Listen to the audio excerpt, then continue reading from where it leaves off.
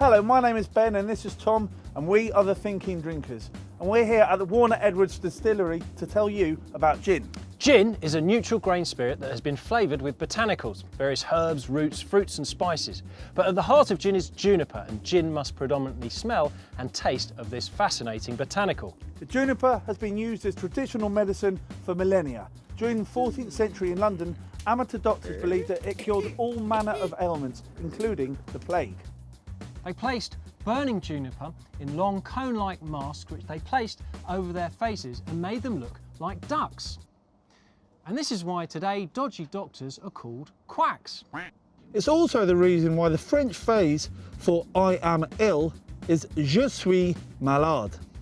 There was method to their madness. The burning juniper did irritate the plague-carrying fleas. It was used as a diuretic and antiseptic, and has also been used to cure gout, arthritis, and itchy balls. Other common botanicals include cardamom, licorice, angelica, and citrus peels. But new wave gin distillers are experimenting and innovating with all manner of esoteric ingredients, ranging from violets and rose petals to seaweed, cream, and shamrock. Here at the Warner Edwards Distillery, they forage their own botanicals from their very own botanical garden. They also use their own honey, which they take from their own bees. Bees. I hate bees. Don't worry, mate, it's fine. Bees are all right. They're much nicer than wasps, nowhere near as dangerous. What's the most dangerous bee? Hepatitis B. Of all the styles of gin, the most common is London Dry. If it says that on the bottle, it means the gin has been distilled with the botanicals. No additional flavours or sweeteners have been added. Other styles of gin include Old Tom gin, Navy Strength gin, and increasingly aged gin. I like the expression of Hernö, a Swedish gin from Sweden, which has been rested in juniper wood casks.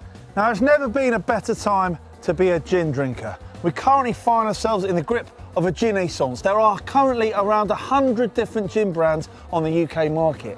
Sales of gin are soaring. In 2017, the Brits bought 47 million bottles of the stuff, the equivalent of a pint of gin for every adult in the country, but only if you cut off Devon and Cornwall and East Anglia. Doesn't really work then, does it, that fact? Not so much. Oh. Anyway, let's buzz off. Oh, behave. The last time a big gin craze gripped Britain was back in the 1720s, when every man, woman and child was drinking a pint of gin a week. The wheels were falling off British society like a clown car, and it was all the fault of the Dutch. Now, the Dutch introduced gin to the British during the 30 Years' War, which lasted 30 years between 1618 and 1648. Fighting shoulder to shoulder against the Spanish, the Dutch and the British troops would share cups of Genever to embolden themselves before battle. And this is where we get the term Dutch courage. There we go. But it wasn't until 40 years later, when the Dutch king, William of Orange, took the British throne, that gin became seriously popular. Big Willie, clearly unaware of 18th century British attitudes to drinking, passed loads of laws allowing anyone to distill gin pretty much anywhere. Now, hindsight has proved that this was a very, very silly thing to do. The government clamped down on rough production in the 1730s, and by the late 1760s, the likes of Alexander Gordon started making more discerning distillates, the forerunners of London Dry, which salvaged gin's reputation. Gin went on to form the base of classic cocktails during the golden age of cocktails between 1860 and 1930. Massively popular in Victorian England, Charles Dickens loved gin and drank martinis in the Garrick. In fact, it was here he was inspired to write one of his novels. He ordered a martini and the bartender said, "Olive or twist?" The most famous gin cocktail is, of course, the gin and tonic, which was introduced by the army of the British East India Company in India back in the early 18th century. Beyond the G&T though, gin makes the quintessential martini, a classic cocktail that really helps the botanicals to come through.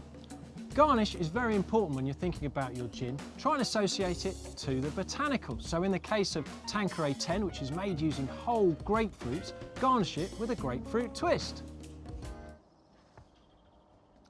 However you enjoy your gin, you should follow our message. Our motto, Our mantra, drink less, but drink better.